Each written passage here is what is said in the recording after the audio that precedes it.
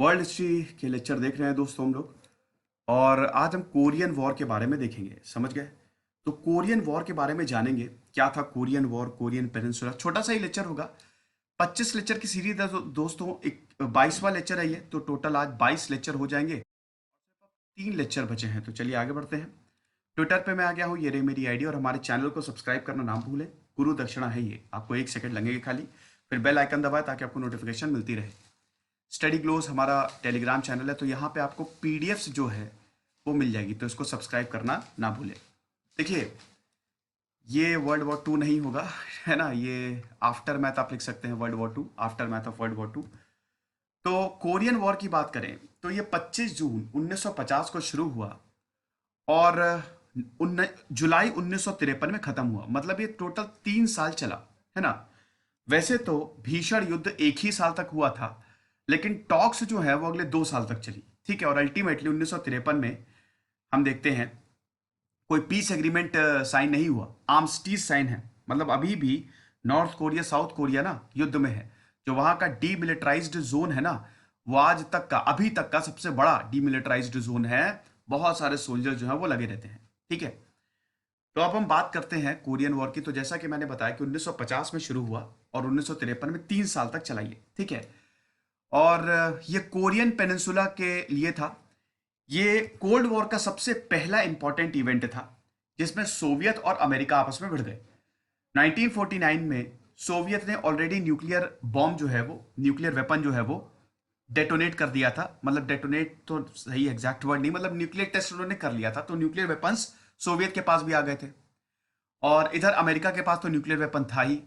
तो सबसे पहले जो दो नेशन थे वो कौन थे? सोवियत और अमेरिका। और 1947 से, मतलब ठीक 1 साल पहले, मतलब जब ये सब कुछ शुरू हुआ, नहीं 1 साल नहीं, 3 साल पहले टू बी वेरी प्रिसाइज, तब ये कोल्ड वॉर जो है वो शुरू हो गया। कोल्ड वॉर पे मेरा पूरा सेपरेट लेक्चर है, आप जरूर देख लीजिएगा।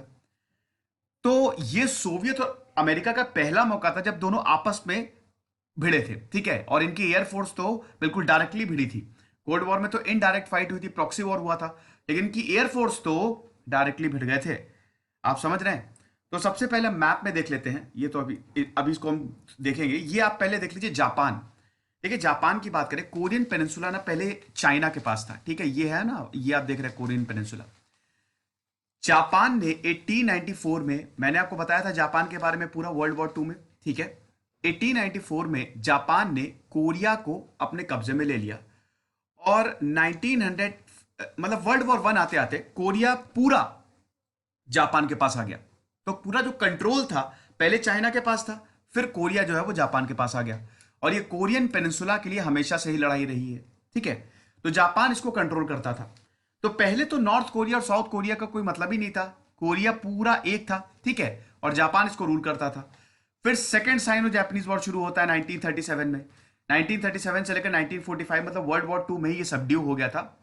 सेकेंड वर्ल्ड वॉर टू और सेकेंड साइनो जापानीज वॉर में क्या हुआ था कि जापान ने चाइना को इन्वेड कर दिया और भयंकर लड़ाई हुई, लेकिन जापान किसमें हार हुई। तो जब जापान की हार होगी तो इनसे कोरिया भी जाएगा, तो कोरिया गया इनके हाथ से, ठीक है। तो अब कोरिया किसके पास में आया? अब कोरिया आया, ये आप देख सकते हैं ना, ये देखिए आप, ठीक है। ये कोरिया है। कोरिया इधर अगर आप इसको बीच में डिवाइड कर दें तो ये नॉर्थ कोरिया है, और इधर है साउथ कोरिया। साउथ कोरिया की कैपिटल है सियोल, नॉर्थ कोरिया की कैपिटल चलिए मुझे आप कमेंट बॉक्स में बताइए, ठीक है। तो ये कोरिया है पूरा का पूरा, ये मैप में आप देख सकते हैं बहुत अच्छे से। तो क्या हुआ कि दो पावर उभरे, दो पावर सेंटर, सोवियत और America, capitalism versus communism, cold war शुरू हो गया।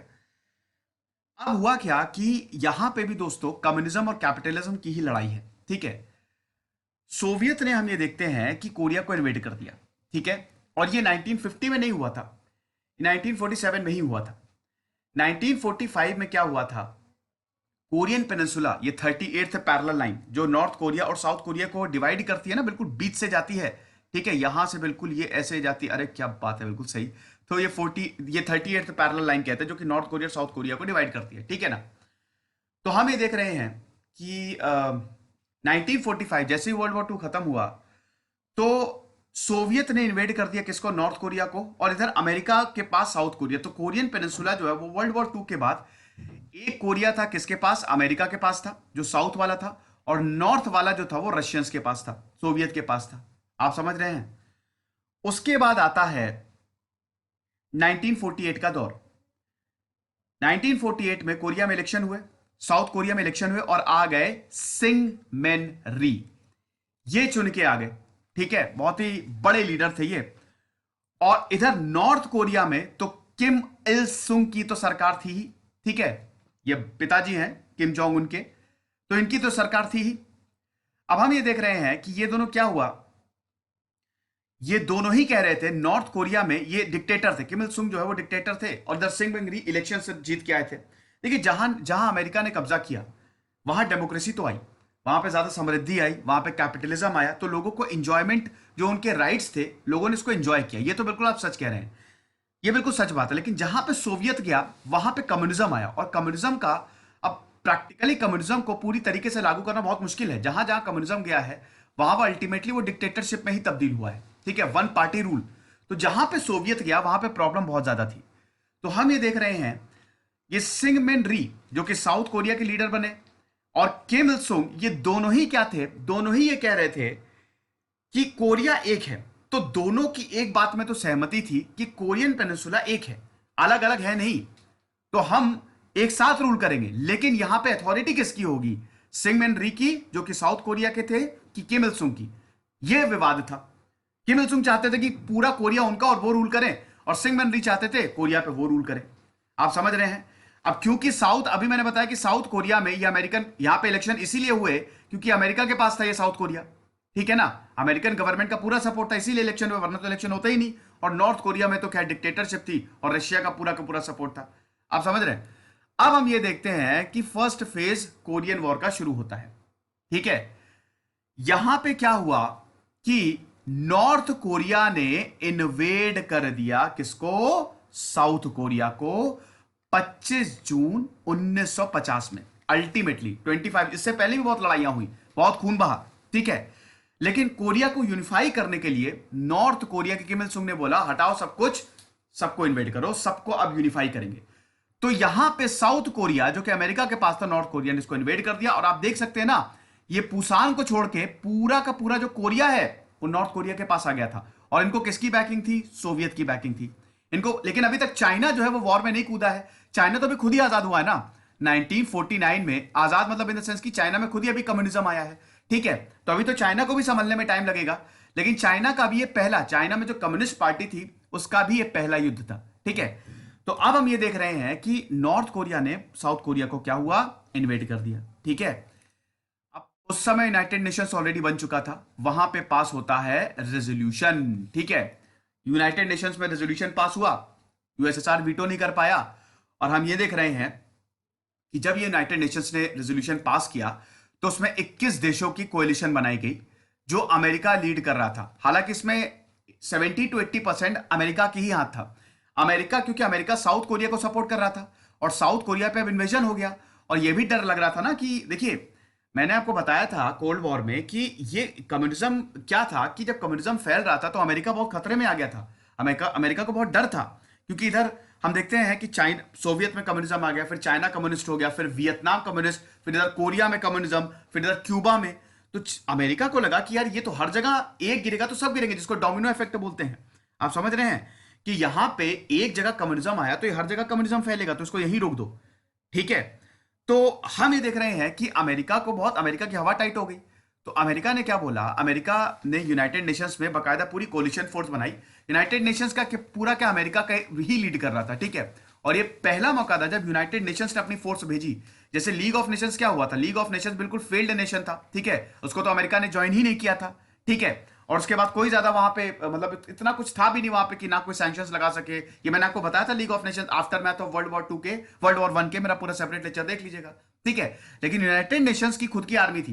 यूनाइटेड नेशंस पहली बार आर्मी, और पहली बार इस कोरियन वॉर में आर्मी भेजी, और तब पूरी दुनिया को लगा कि यार यूनाइटेड नेशंस में दम तो है। ठीक है, कुछ भी कहो, लेकिन यूएन ये लीग ऑफ नेशन वाला यूएन नहीं है ना।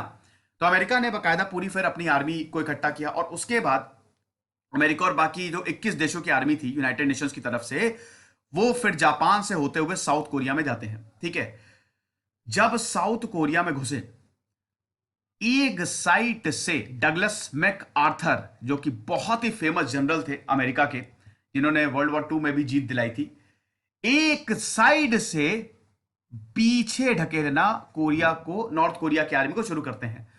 नॉर्थ कोरिया की आर्मी बड़ी डिसिप्लिन्ड थी, बड़ी खतरनाक थी। नॉर्थ कोरिया की जो मिलिट्री थी वो काफी ज्यादा स्ट्रांग थी। साउथ कोरिया की मिलिट्री जो थी वो काफी ज्यादा वीक थी।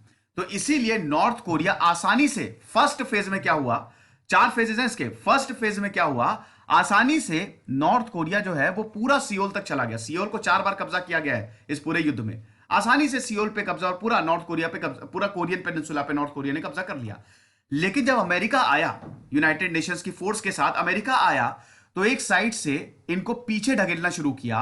और आप देख सकते हैं ना, हरे में अमेरिका है, तो अमेरिका लेड यूएन फोर्सेस ने ये पूरे कोरियन पेनिनसुला पे अल्टीमेटली कब्जा कर लिया। आप समझ रहे हैं?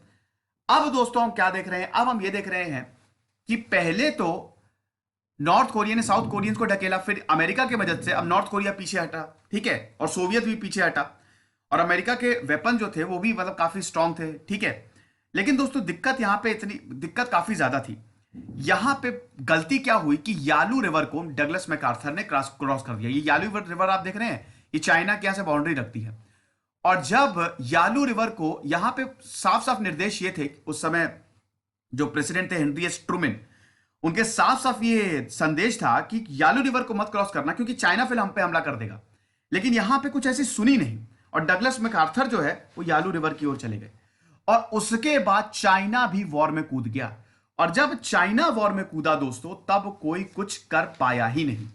तब आप देख सकते हैं कि जो अमेरिकन हैं, जो यूनाइटेड नेशंस है, वो भागे फिर अपनी जान बचा के, ठीक है। और दोबारा जो है ये कोरियन पेनिनसुला, आधे से ज्यादा Korean peninsula Soviet, north Korea और चाइना के कब्जे में हो गया, ठीक है।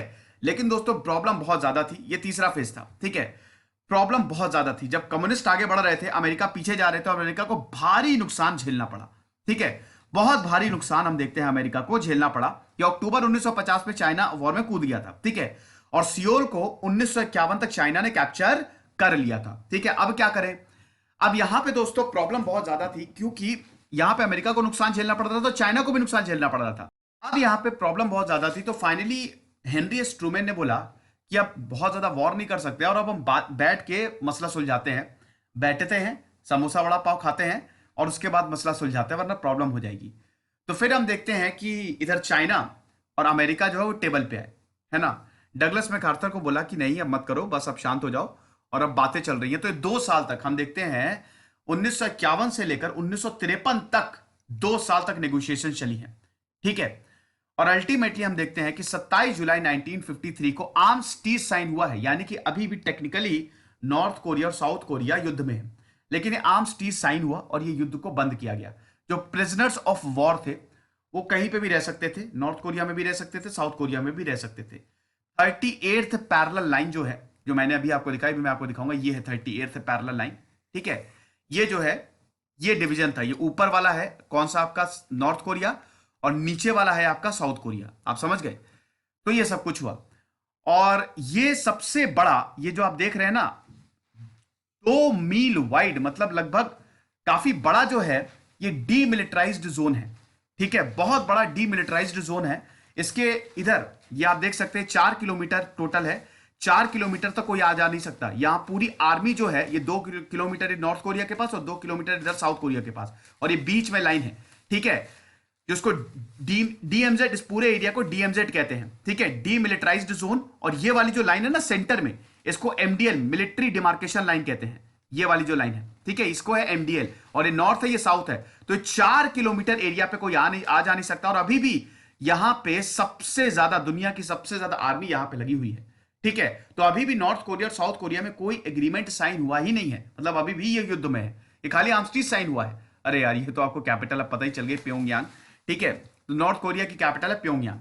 उसके बाद क्या हुआ दोस्तों, ये चलिए 1953 में वॉर खत्म हो गया। फिर हम ये देखते हैं कि साउथ कोरिया जो था उसमें अमेरिका का कब्जा रहा। अमेरिका का कब्जा मतलब अमेरिका का सपोर्ट रहा, ठीक है। अमेरिका का कब्जा जब मैं बोलता हूं, कभी कभी थोड़ा लूज वर्ड्स बोल देता हूं, लेकिन अमेरिका का कब्जा मतलब अमेरिका का सपोर्ट।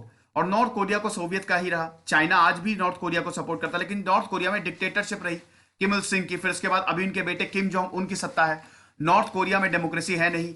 नॉर्थ कोरिया में बिल्कुल डेमोक्रेसी इंडेक्स में सबसे नीचे नॉर्थ कोरिया रहता है। सिटीजन्स को यहाँ पे फ्रीडम नहीं है, आप घूमने नहीं जा सकते नॉर्थ कोरिया। नॉर्थ कोरिया में क्या होता है किसी को नहीं पता, ठीक है, कुछ भी नहीं पता नॉर्थ कोरिया, और नॉर्थ कोरिया के पास न्यूक्लियर वॉरहेड्स भी हैं, ये भी पता है हमको। ठीक है, तो अभी तक किसी को नहीं पता कि नॉर्थ कोरिया में क्या होता है, क्योंकि यहाँ पे पूरी तरीके से डिक्टेटरशिप है। यहाँ के लोग बहुत ज्यादा परेशान है, वो बाहर भी नहीं जा सकते। ठीक है, नॉर्थ कोरिया के घर घर पे नजर रखी जाती है सरकार द्वारा, और यहाँ पे ह्यूमन राइट्स वायलेशन बहुत ज्यादा होते हैं। ठीक, साउथ कोरिया में क्या हुआ? साउथ कोरिया में 1970 के बाद से साउथ कोरिया बहुत फला फूला। आज साउथ कोरिया बड़ी बड़ी कंपनी जैसे सैमसंग है, सैमसंग साउथ कोरिया की है, बहुत बड़ी बड़ी कंपनी जो है वो साउथ कोरिया में गई, साउथ कोरिया में अपना बिजनेस बढ़ाया। साउथ कोरिया कैपिटलिस्ट नेशन हो गया, साउथ कोरिया बहुत बहुत बहुत अमीर हुआ। साउथ कोरिया में डेमोक्रेसी भी है, और साउथ कोरिया में समृद्धि भी है, लेकिन साउथ कोरिया में गरीबी भी है। ठीक है, पैरासाइट मूवी देखिएगा, उसमें आपको पता चलेगा। लेकिन फिर भी साउथ कोरिया की हालत बहुत बहुत बहुत ज्यादा बेटर है। आज south Korea one of the most prosperous Nations में से है, अगर हम पूरी दुनिया की बात करें। ठीक है, भारत में भी साउथ कोरिया एफडीआई से, साउथ कोरिया से फॉरेन डायरेक्ट इन्वेस्टमेंट बहुत ज्यादा आता है। ठीक है, तो हमारे भी साउथ कोरिया से रिलेशन बहुत ज्यादा अच्छे हैं। ठीक है, टोटल लेंथ इसकी कितनी है डीएमजेड की? 248 किलोमीटर, ये लेंथ की बात हो रही है, इतना लंबा है। ठीक है ना, और ये 4 किलोमीटर चौड़ा, मतलब ये 4 किलोमीटर आसपास कुछ नहीं हो सकता। आप समझ रहे हैं? ये कहानी थी दोस्तों। अब वॉर कैजुअलिटी आप देख लीजिए। हाँ, वॉर कैजुअलिटी बहुत इंपॉर्टेंट है। वॉर कैजुअलिटी 50 लाख लोग मारे गए थे, बहुत ज्यादा होता है। ठीक है ना, कोरिया के पॉपुलेशन के हिसाब से बहुत ज्यादा है ये। 40,000 अमेरिकन मारे गए थे। ठीक है, और 1 लाख से ज्यादा जो है वो घायल हुए थे। तो अमेरिकन भी, अच्छी खासी अमेरिकन की भी जाने गई थी। ठीक है, इसके बाद हम देखेंगे वियतनाम वॉर। ठीक है, तो लेक्चर 23 जो आएगा वो वियतनाम के ऊपर होगा। तो आई होप ये लेक्चर आपको पसंद आया होगा। अब 3 लेक्चर बचे हैं। सबसे पहले हम वियतनाम वॉर के बारे में जानेंगे, फिर हम दोस्तों इधर अरब इजरायली वॉर के बारे में जानेंगे, और फिर हम अफगान वॉर के बारे में जानेंगे। तो ये 3 वॉर, इसमें आपकी पूरी वर्ल्ड हिस्ट्री जो है वो कंप्लीट होगी। तो खुश रहिए, पढ़ते रहिए। इधर से सिद्धांत अग्निहोत्री साइनिंग।